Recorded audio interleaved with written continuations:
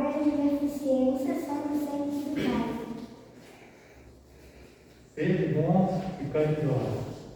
Eis a chave dos céus que tende nas mãos. Toda a felicidade eterna se encerra nessa máxima. Amai-vos uns aos outros. A alma não pode levar-se às regiões espirituais senão pelo devotamento ao próximo. Não encontra felicidade e consolação senão nos impulsos da caridade. Sede bons, amparai os vossos irmãos, extirpai a horrível chaga do egoísmo. Cumprindo esse dever, o caminho da felicidade eterna deve-se abrir-se para vós. Aliás, quem dentre vós não sentiu o coração pulsar, crescer a sua alegria interior, ao relato de um belo sacrifício, de uma obra de pura caridade? Se buscasseis apenas o deleite de uma boa ação, estaríeis sempre no caminho do progresso espiritual. Exemplos não vos faltam. O que falta é a boa vontade sempre rara. Vejo multidão de homens de bem, de que a vossa história evoca piedosas lembranças. O Cristo não nos disse tudo o que se refere a essas virtudes, de caridade e de amor. Por que deixasse de lado os seus divinos ensinamentos? Por que fechares o ouvido às suas divinas palavras, o coração às suas doces máximas? Eu desejaria que se voltasse com mais interesse, mais fé às leituras evangélicas. Mas abandona-se esse livro, considerado como texto quimérico, mensagem cifrada. Deixe-se no esquecimento esse código admirável. Vossos males provêm do abandono voluntário desse resumo das leis divinas. Lede, pois, essas páginas ardentes sobre a abnegação de Jesus e meditai-as. Homens fortes, amai-vos. Homens fracos, fazei da vossa doçura, da vossa fé, as vossas armas. Tende mais persuasão e mais constância na propagação de vossa doutrina. É apenas o encorajamento que viemos dar-vos, e é para estimular vosso zelo e as vossas virtudes, que Deus permite a nossa manifestação. A caridade é a virtude fundamental, que deve sustentar o edifício das virtudes terrenas. Sem elas, as outras não existiriam. Sem a caridade, nada de esperar uma sorte melhor, nenhum interesse moral que nos guie. Sem a caridade, nada de fé, pois a fé não é mais do que um raio de luz pura, que faz brilhar uma alma caridosa. A caridade é a âncora eterna de salvação em todos os mundos. É a mais pura emanação do Criador. É a sua própria virtude, e ele transmite à criatura. Não há alegria espiritual que ela não proporcione desde a vida presente. Permanecei unidos.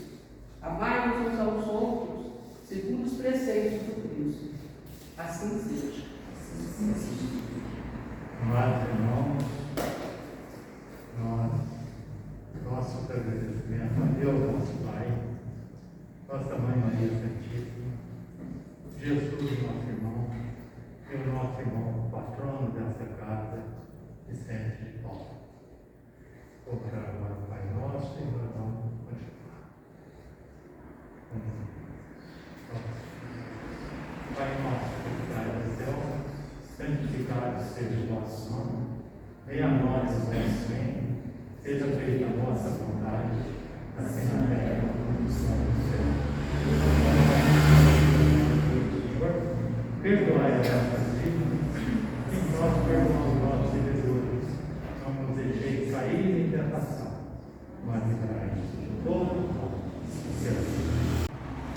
Nosso centro, Amor e Caridade Vicente de Paulo, está completando hoje 78 anos de amor e caridade.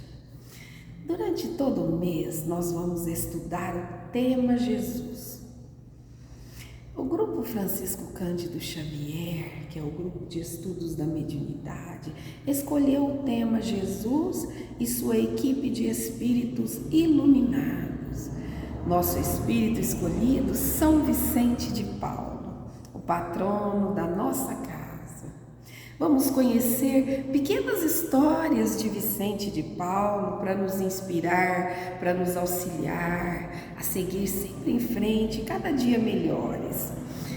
São Vicente de Paulo nasce no sul da França, quase divisa com a Espanha. A aldeia chama-se Pouy. A família leva o sobrenome de Paulo. Vicente é o terceiro entre os 6 filhos do casal, João de Paulo e Bertranda de Moras, próximo ao ano 1581. Vicente, desde cedo, manifesta uma inteligência aguda, um olhar observador. Ele adorava observar na natureza o verde da plantação, a água murmurante, o cantar da passarada, o clarão das noites de luar.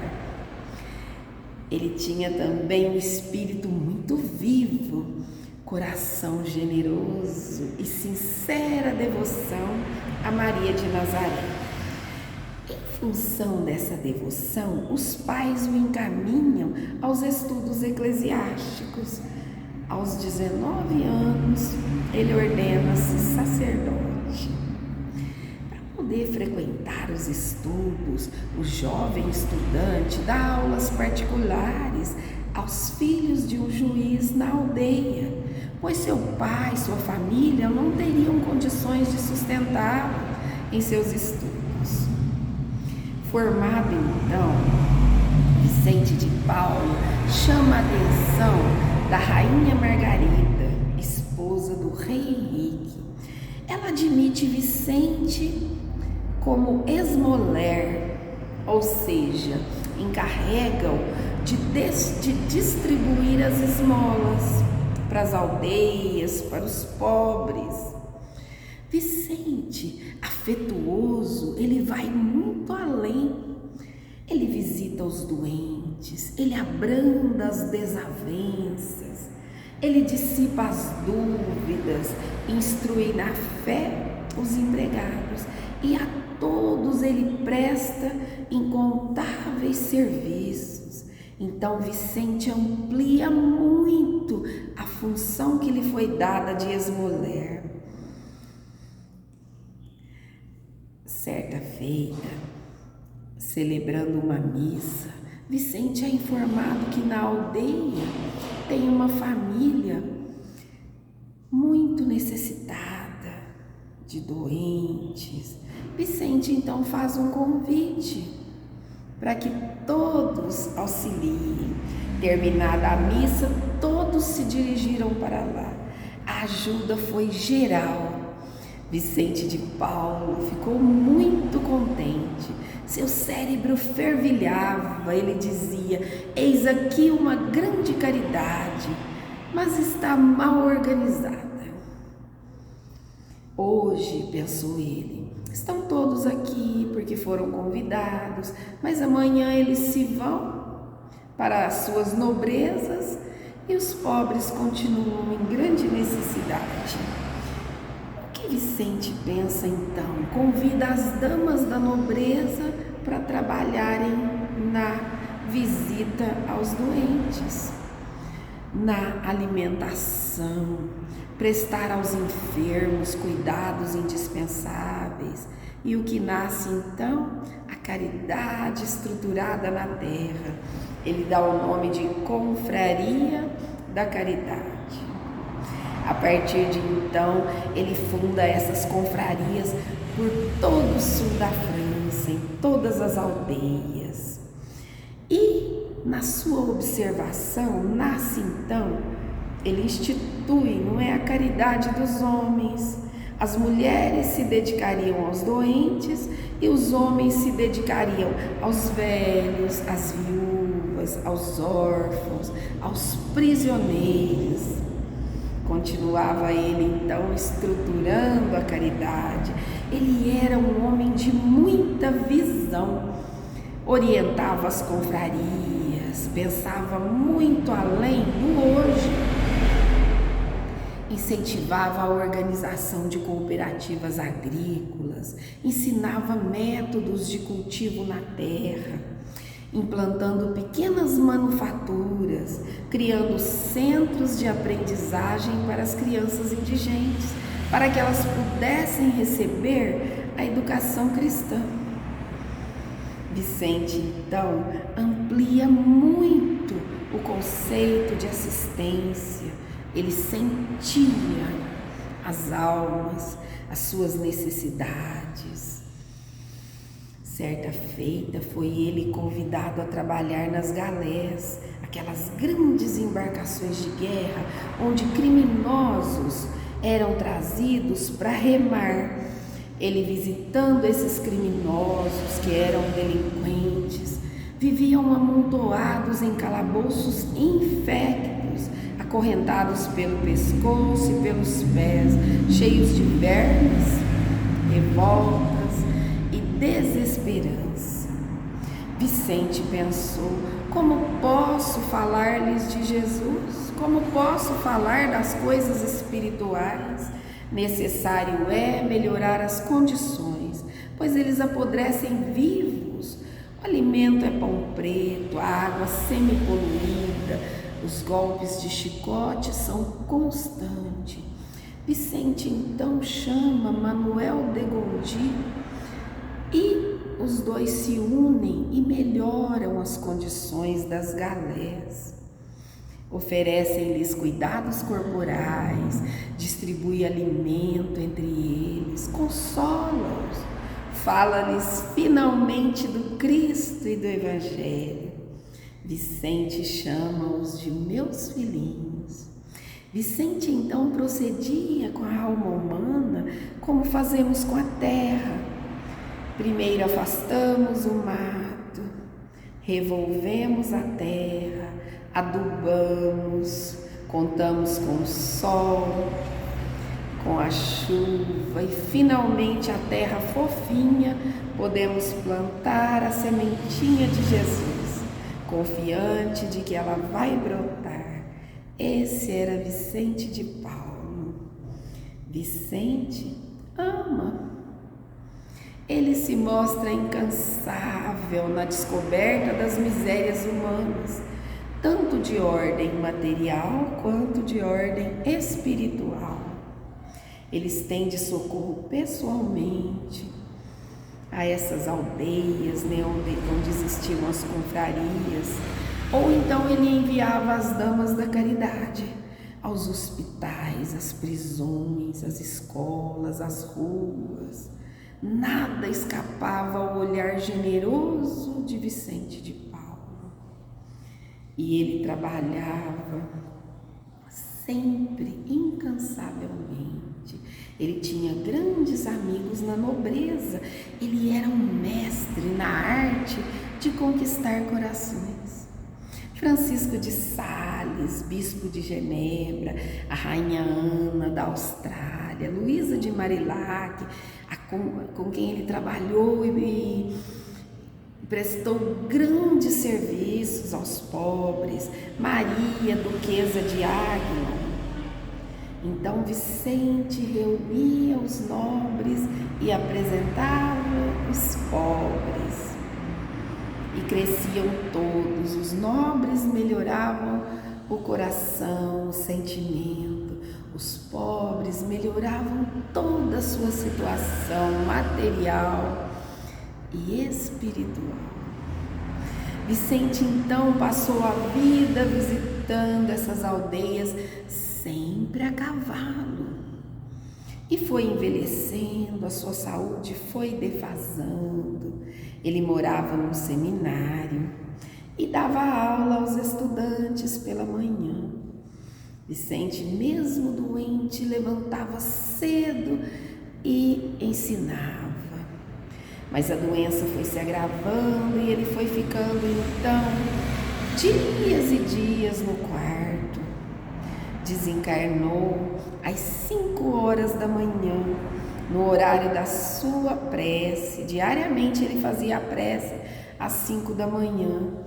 E nesse dia, então, ele voltou para o mundo espiritual.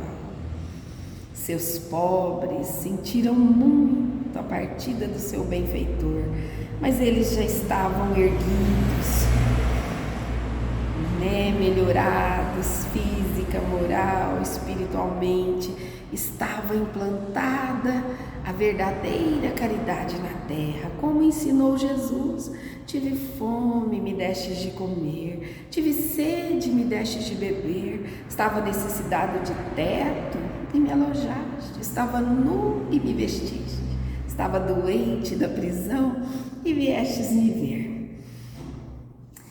O Espírito Francisco de Paula Vitor, pela psicografia de Raul Teixeira, escreve sobre Vicente de Paulo o seguinte: verdadeira luz a brilhar no seio da terra. Seus exemplos de dedicação e fidelidade ao Mestre Jesus contagiam inumeráveis corações que depois dele passam a investir tempo e vida aos serviços portentosos em prol da instalação do reino dos céus na terra, nos corações da terra. A caridade. Para a gente encerrar, eu escolhi uma pergunta feita por Allan Kardec numa entrevista a São Vicente de Paulo. Tem questões muito interessantes. Essa entrevista está na Revista Espírita. A pergunta escolhida é a seguinte: a caridade cristã, na sua mais larga acepção, não compreende também a doçura, a benevolência, a indulgência para com as fraquezas alheias? Pergunta Allan Kardec. E São Vicente diz: fazei como Jesus. Ele vos disse tudo isso, escutai-o mais do que nunca. São Vicente de Paulo, equipe iluminada de Jesus. E nós, do Centro Amor e Caridade, sigamos adiante, construindo em nós essa luz que guia os corações para frente e para o alto, a luz do bem, a luz da caridade. 78 anos. Nossa gratidão a Herculino de Paulo, ao fundador, ao querido e iluminado São Vicente de Paulo, patrono, a todos os que por aqui passaram, aos que estão aqui construindo essa história de amor e caridade.